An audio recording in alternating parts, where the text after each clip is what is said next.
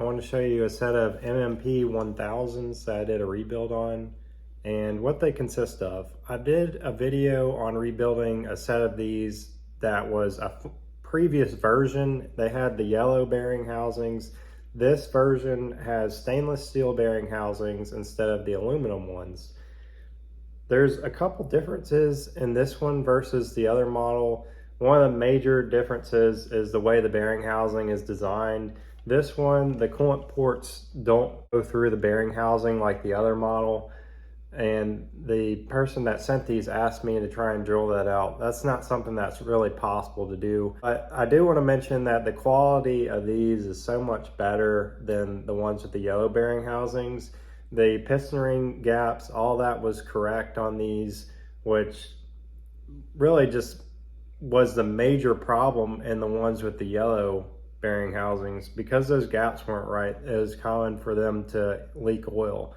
This turbo looks like it consists of the same compressor wheel and the same turbine, which is a 19T compressor wheel.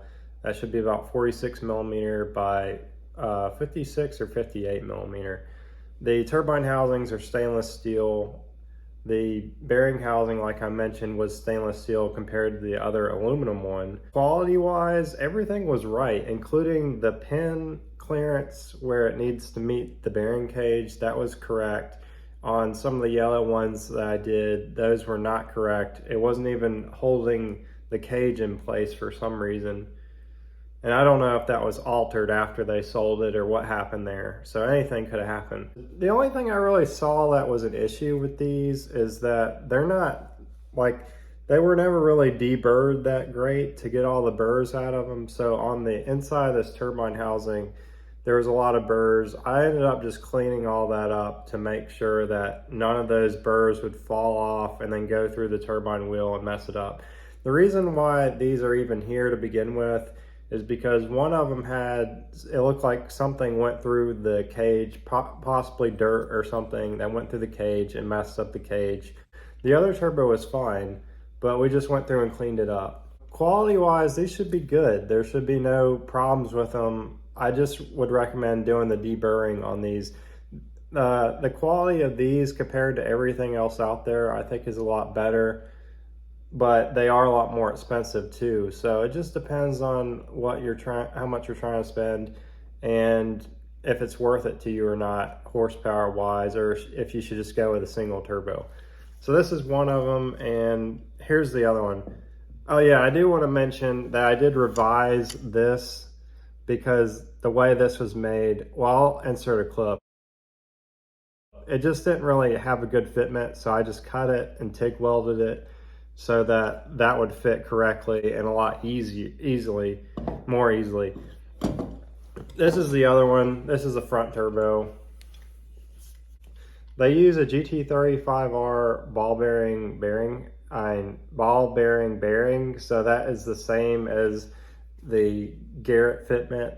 The pin is a custom size pin to make it hold the cage in place, and the piston ring seals on the front and rear, it's all GT35R. This one, as well as the other one, uses, or at least I think the other one used this. I can't remember. I'm trying to remember what compressor housing those had.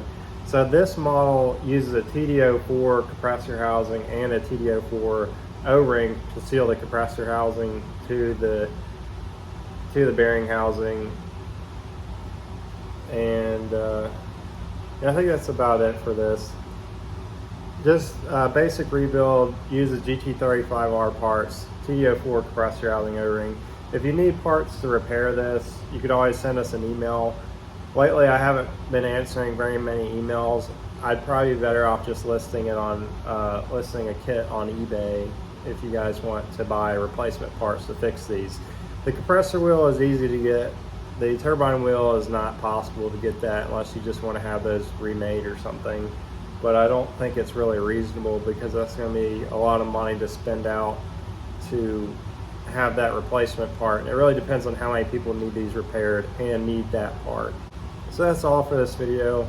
And I'm going to do another video on a set of eBay, or I guess you'd call them eBay, just a fake, or another set of upgraded n54 turbos that I have not showed before, that is a little bit newer to me because I haven't seen this style set, and I just want to show you what I like about them, what I see that's wrong with them. So that's going to be on the next video. It's similar to one that I did in the past, but I think the quality is better in some ways and worse in some ways, and I'll show you in that video what I'm looking at.